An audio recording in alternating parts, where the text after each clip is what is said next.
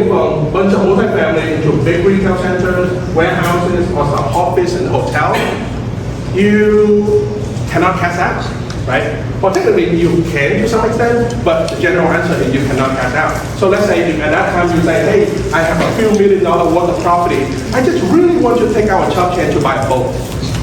Well, now you have to pay tax on that because 1031 can only work if you defer completely all the profit. So, however, if you notice the number 5 and more, it starts to become very capital intensive. That's why not a lot of people can start out with 4, 5, 6 and above because of the amount of capital needed. However, when you start rolling all your assets into the next investment property, the dollar amount becomes so big. Let's say, what do you think is the most expensive apartment that you can see? Just throw a number out there. 10 million. 25 million? 10 million, okay. How much? 25? 25 million, okay. Okay. What is the most expensive retail that you have seen? Or warehouses? What do you think? 2 and 5? 100 million. Maybe, around the same range, right? 20, 30, 50 million, right? Now, but when you talk about offices in a hotel, you can start seeing them creeping over to the 75, 100 million, 200 million deal. But imagine if some investor or group of investors, they become very wealthy. So it's hard for them to buy 5 apartments to buy at once, or 10 apartments to buy at once, or 10 warehouses to buy at once. So that's why they have to buy higher price tag in order for them to fulfill the 1031 exchange. Because there is a time limit on the 1031. So just because they sell a $20 million building doesn't mean they can buy a replacement right away. So if you have to buy so many units, then it becomes harder. So a lot of them, they choose to start going to higher price tag office. Yes. Can they combine the 1031s for higher asset? Can they? Corporate investors combine the individual 1031s to, like, if they're have a 5 million each and they want to buy 100 million, can they combine the 1031s into a? The short answer is yes, it's possible, but it can get complicated because then the entity needs to make sure that all the capital that used in the previous deal for each of those people are going to roll into one. But I don't see a lot of people who like to do that because that means from that point on, you're stuck together, right? Because you cannot just, yeah, so I'm sure there's a way to get around it, but I don't see a lot of benefit in wanting to do that. Yeah. Okay. Now, number 6. Someone say something about. Who knows what single tenant net lease is? Who's what? Sorry. Single tenant net lease, number 6. Yeah. Oh, it's when you lease an entire building to a single. Right. And the most popular one is the franchise one that you saw. The McDonald's, right? The KFC, the Starbucks, right? All of that. But you are not only the business, you own the building, the real estate, correct? Now, their single tenant net lease is very favorable to a lot of people because it's truly mailbox money, meaning zero landlord responsibility. A lot of those leases are written that way. So truly, if you have a lease for 15, 20, 30 years, you can expect that money to arrive in your mailbox or bank account for the next 20, 30 years. Zero landlord responsibility, right? Now, what if a McDonald's go out of business, or Starbucks go out of business, and they cannot pay rent anymore? What then? Anyone know? You convert it to a Burger King. So then when you dig down into the single tenant net lease, then you start seeing the differences between a mom and pop single tenant versus a corporation, right? Now with McDonald's, with Starbucks, they have something called a corporate warranty. And what that means is the Starbucks headquarters, McDonald's have to warranty for the lifetime of the lease. So if that franchise signs a lease with that landlord for 20 years and they go out of business in 5 years, the corporate is still going to continue paying it for the rest of the next 15 years, even if there's no business happening, Do right? you have to leave the, So that's cool. do you need to leave your vacant for the license? You don't have to in most cases. Or you can negotiate something called a buyout with a corporate. Hey, you know what, instead of you just sending money for the next 15 years, how about you just pay me a lump sum for the next 7 years? Right now, so I can get on with my life, right? Something like that. So, and that's one more thing that I want to talk about in the commercial world. There's no standard. There's no standard deal, standard formula, standard for everything. Every single thing is up for negotiation. Right? Very important. That's super different from the residential world where there's so many formulated contracts, right? There's so many standards, right? Even things that we not standard, but we think is standard, like what is the standard earnest money for a residential deal? 1%. Yeah. Is that a law? Do we have 1%? Technically, we don't. There's no Texas law or tract law saying that, hey, when you buy a house, you have to put 1% down as earnest money. What we always do is to become customary, but technically that's not. And there's like story about that, but I will leave that one out of there. Okay, so, sorry about my thought here. So now this powerful thing, what's different about number 6 is I noticed that as an investor,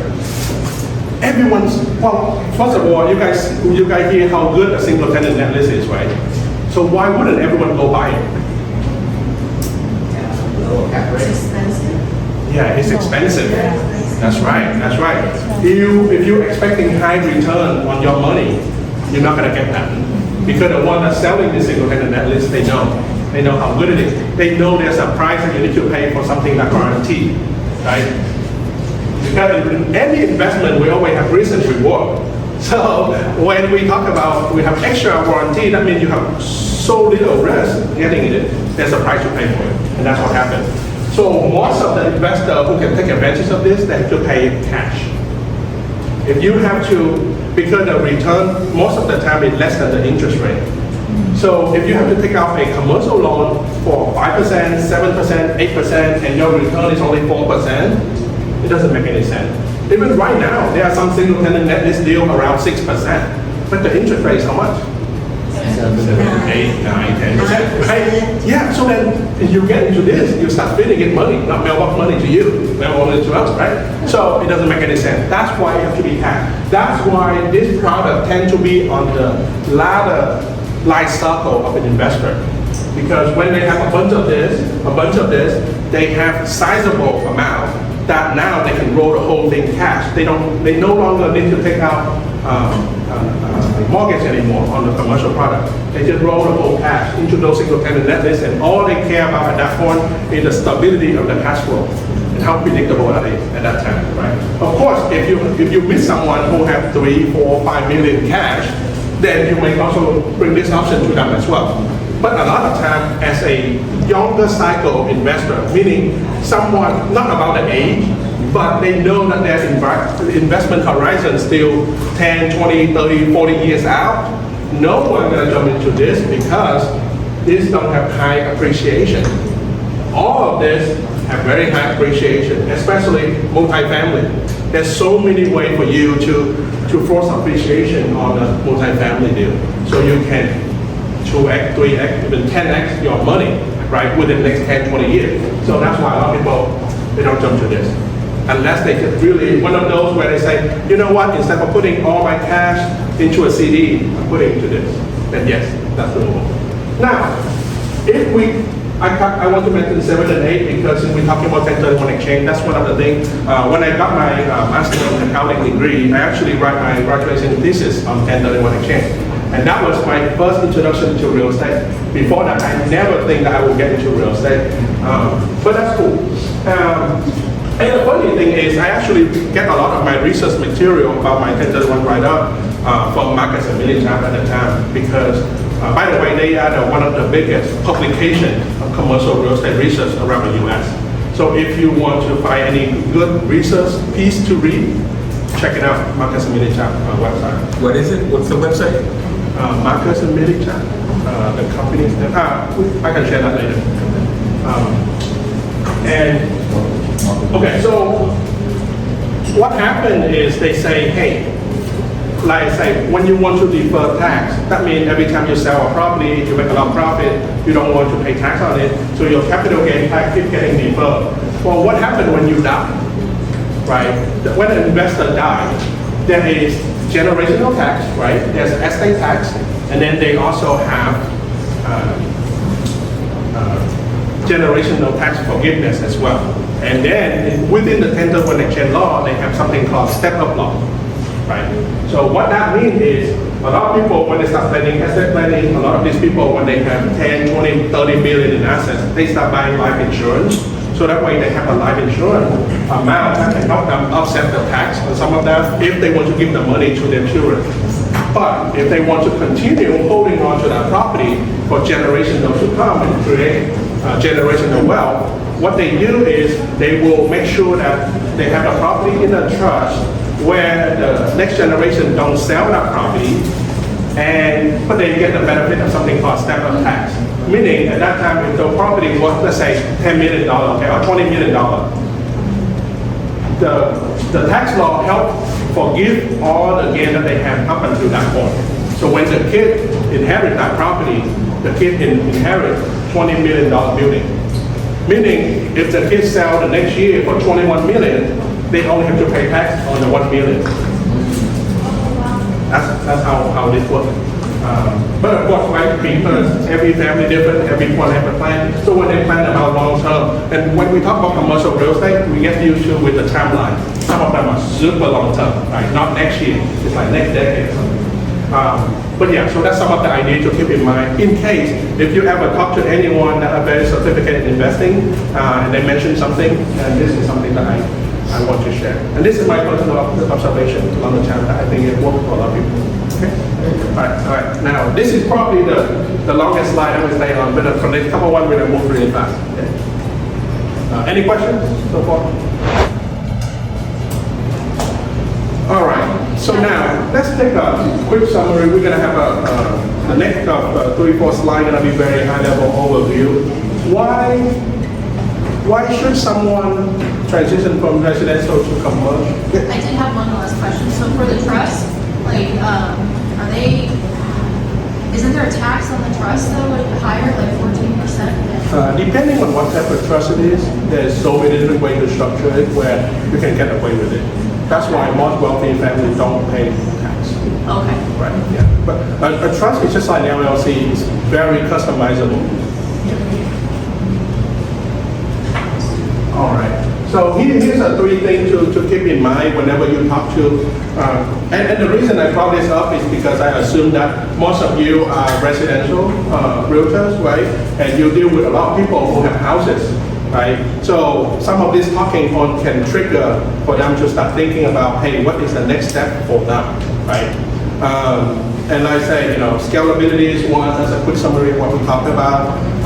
Sometimes you also have less competitions because it's so easy for you to talk to someone about buying an extra house for investment. But it's not very often that you run into someone that they want to buy several buildings, right? So competition is less, and definitely higher income potential, right? And funny enough, some of this can translate to residential realtor and commercial realtor as well.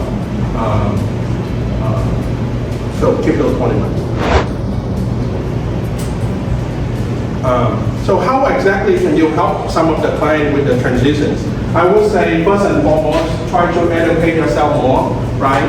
Understand what is the in and out, right? Some of the common valuation methods, we're going to talk about a few of them today. So that way, at least you have an idea where to get started and analysis on the market, right? And the next thing you know, you want to have a network of professionals who you're part of. Because sometimes there are deals that only can make happen if you know enough commercial broker in town, right?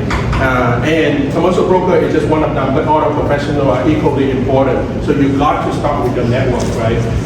Tax attorney, CPA, engineer, architecture, all of that's very important along the way if you really want to start building out a commercial business.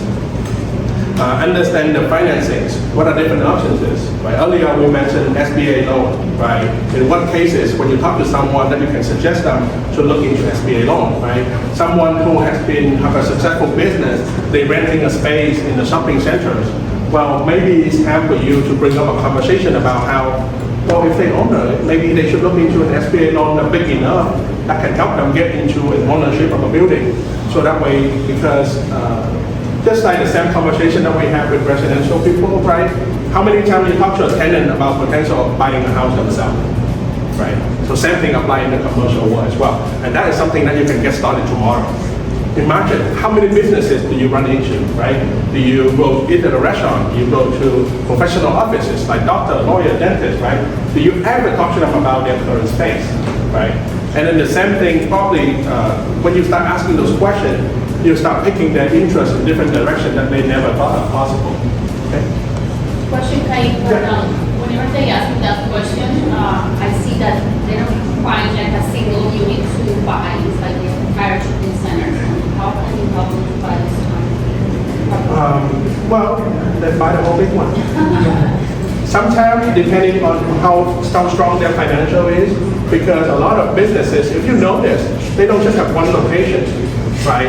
Of course, there are those as well, but those are harder to help, right? But I'm talking about the one that may have 2-3 practices, 2-3 branch office already. Now, instead for keep renting all the locations, they may start thinking about how to plan out so that way they can actually own one for the next 5 years and have the business pay for itself. Or in the case of SBA loan, they can put as low as 10% down. So for $1 million building, they only need $100,000, and some of them have that, right? So, but what I'm saying is we start changing the way that we ask questions, so we may open possibility for our business, right? And a lot of time after you have a deep down conversation with them, you find out that it's not possible. That's okay. But at least we explore, right? Just like some tenants, they have been renting for a couple of years, but then you find out you just could not help them get a mortgage, so then they won't be able to do, okay? All right.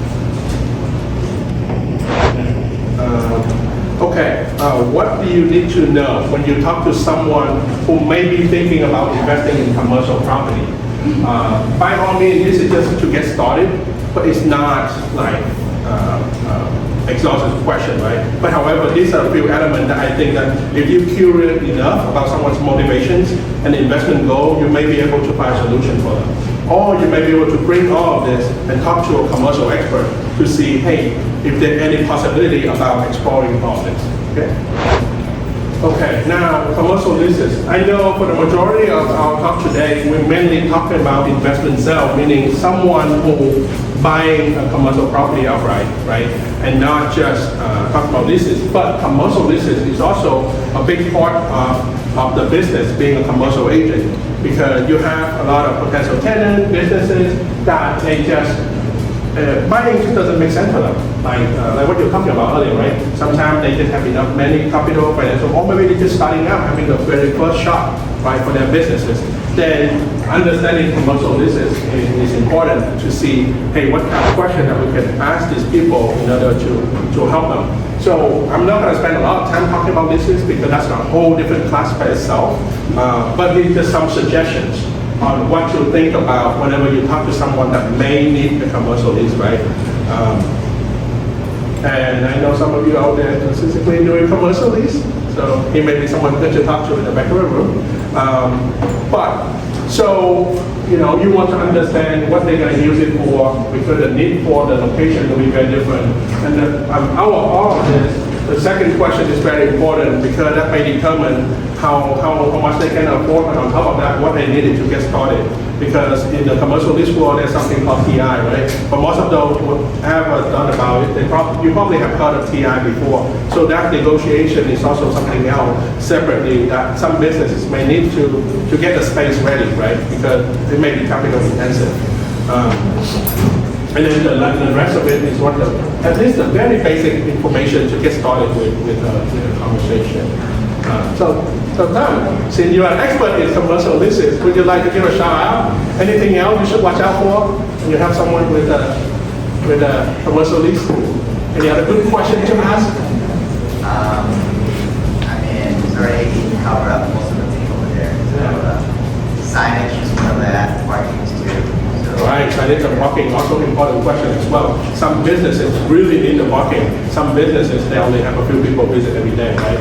Yeah. So, but by all means, you know, just be curious about their business as if, hey, you need to know as much as you can about their uses, so that way you can suggest a location and Because sometimes some of the people that they come to you, they may not even know what area is good for their business. But when you collect enough, maybe you have a good suggestion that they go there, look at it, and knock it out. Right?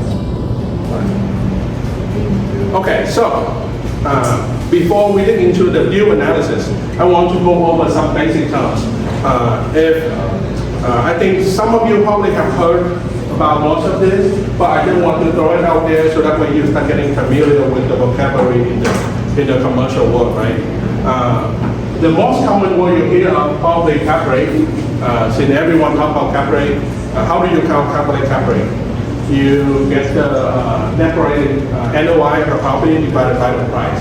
And then essentially that is your cash, that is your return on the deal if you pay all cash for it. That's the easiest way to understand cap rate. I mean, no mortgage involved, okay?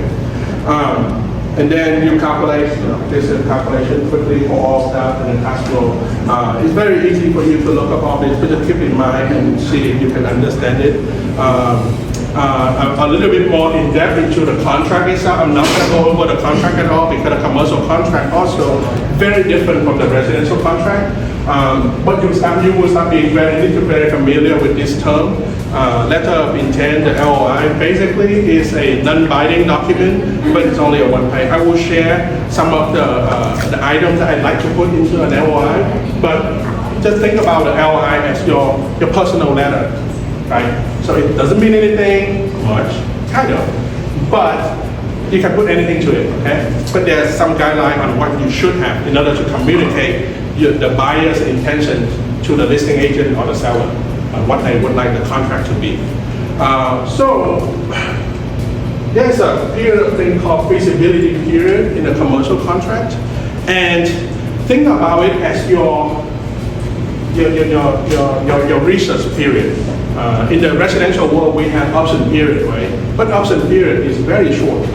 Feasibility period of a commercial contract can be as short as 30 days, but can be as long as 60, 90 days as well, depending on the deal. Some deal even longer, depending on the scale of the thing. But the most common time that you see on a feasibility period is probably about 45 days. Okay? Now, within that 45 days, these two combine. Okay? The due diligence period and then the financing period as well. So, well, what do you look for, right? Some of the things, of course, everyone doing inspections, you know what the property commission is. You review a lot of the legal documents, the title commitment, and all of that, right? There's so many different things that go along the way. But basically, because it's almost like the option period in the residential world, so if anything happens during the feasibility period, the buyer can still get their earnest money back, right? However, depending on the deal, the independent consideration of the deal can be very big. That means it's costly to have the option period, or it's costly because that means you have to pay sometimes, you know, $1,000, $2,000, $5,000, $10,000 just to be in this period of a contract. And then you have to spend a lot of money to do all of this because one of the common things I recommend anyone who get into a commercial deal, they have to do a environmental report. Environmental assessment, okay? And environmental assessment, they divide into two phases, commonly, phase 1 and phase 2. Highly recommend every single deal need to do phase 1. Just like when you buy a house, unless you are a very experienced investor buying the property as is, you have to do the inspections. Same thing. You have to do the phase 1 in a commercial deal. Now, depending on the deal, sometimes you may have to do phase 2. Okay? Question, how long is the feasibility period? In average, 45 days, but depending on the deals. Due diligence period. It's group, so it's just a different word that I'm saying, but they not typically within that time period. So sometimes people spend about 30 days doing this, and then the last 15 days to make sure they secure financing for the deal. So normally a commercial deal will be about 45 to 60 days. 60-day close is very average, meaning 45 feasibility period, another 15 days to finalize everything and close. Yeah. Yeah, because there's something called estoppel certificate too. Is if you buy in the shopping center, you may want to make sure that the seller deliver the estoppel to you within the last 15 days. So that way you make sure that everything the seller say is true. In terms of, hey, this building they're really renting for this much and not less than that. Right? Yeah. So I want one more question. How long normally the letter of intent will be? How long? The most common period I see now I like to put in is 7 to 10 days. Yeah. Some really competitive deal, I may drop it down to 5, but most of the time I want to get started on the contract right away. Actually, in fact, there are deals where they skip the LOI altogether and just get straight to the contract. But of course, there is so many items to discuss on the contract because everything is negotiable.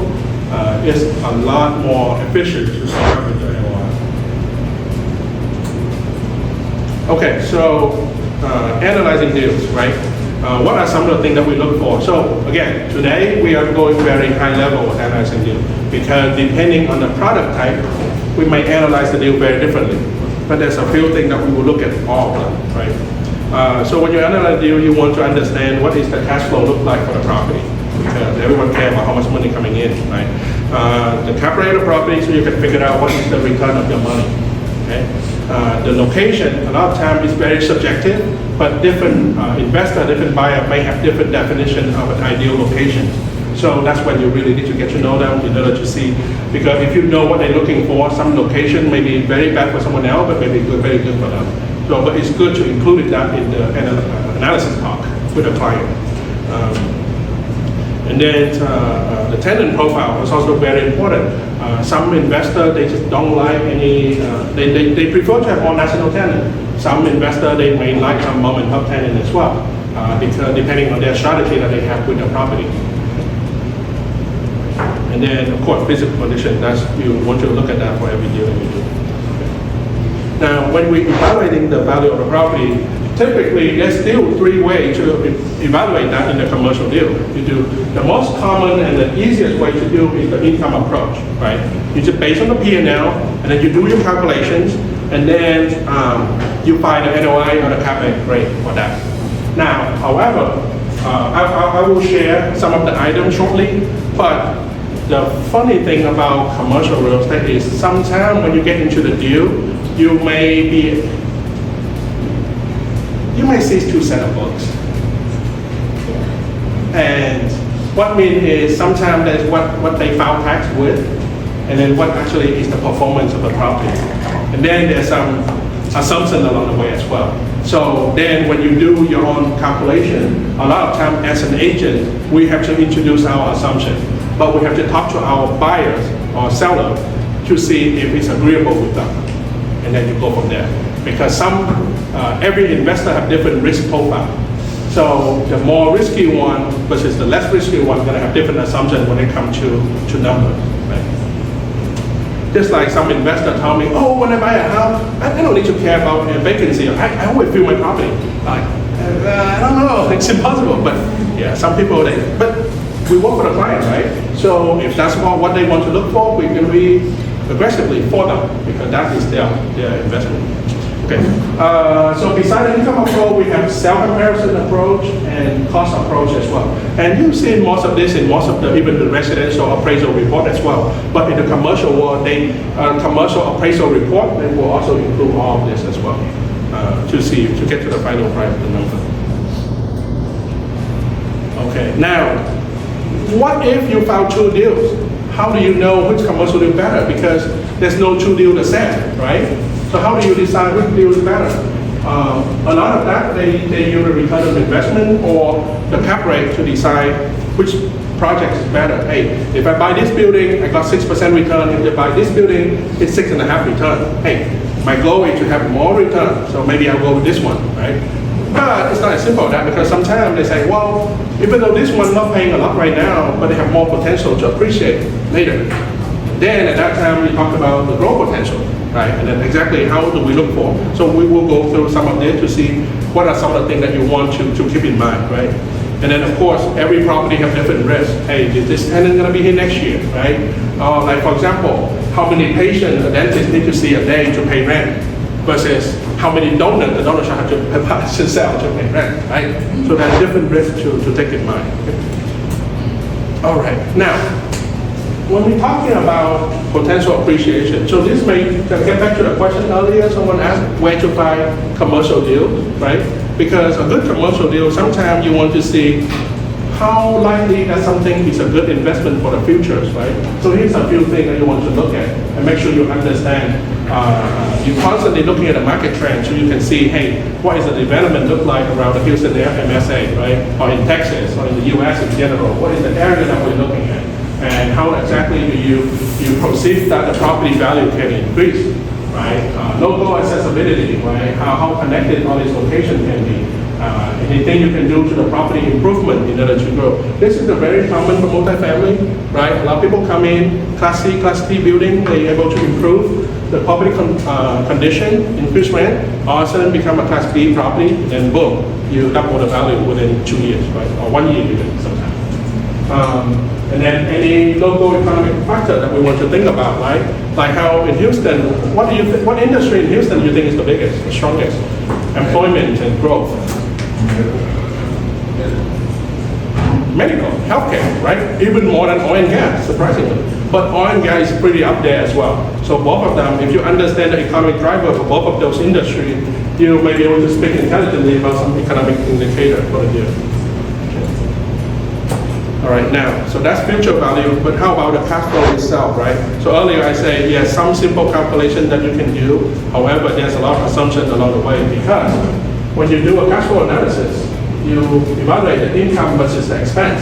But some expenses can be very easy to check, like how much they pay for property tax last year. But some expenses can be very difficult to track. How much did they spend on the parking lot last year, right? Or vice versa, anything else along the line with the property. And then, well, not everyone, of course, I highly recommend not everyone buying commercial property with all cash. You have to leverage. You have to take in, and when you leverage, when you borrow money, you have good debt, but when you have good debt, you have debt services. When you have debt services, you need to take that into consideration when you do cash on cash return. And cash on cash return is exactly that. You know, any pre-tax cash flow divided by the total cash invested, that will give you the cash on cash return. Okay. Now, in the general cash flow calculations, this is a very, very basic formula.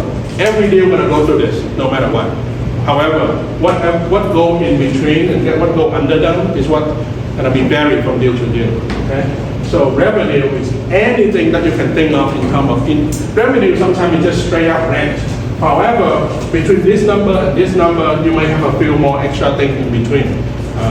Deposit forfeitures, late rent, any extra truck, right? So they're going to go in between, and all of them going to combine to become operating income. Now, in terms of operating expenses, is everything that paying out from the property. And a lot of times, when you truly go into the deal, every deal you get, you're going to get something called an OM. Does everyone know what an OM is?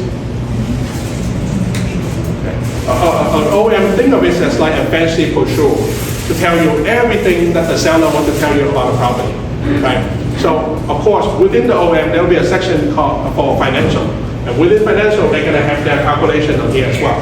But a lot of them, they attach a word called pro forma. You know what I mean? Full of, I mean, pro forma is anything that may not be true, okay? Because pro forma is an assumption that listing agent or seller assume for the deal. Let's say, for example, one of the typical pro forma you see is pro forma rent increase. They say, hey, if you buy this property, the next year you can increase rent by this much, and then this is how much extra income that you got, right? So, but as an agent helping buyer, we don't want to accept the assumption of the listing agent blindly, right? We want to see, is our pro forma number going to be the same with their pro forma number? And that's when we start asking more questions and collect more documents to verify it in order to find the true net operating income.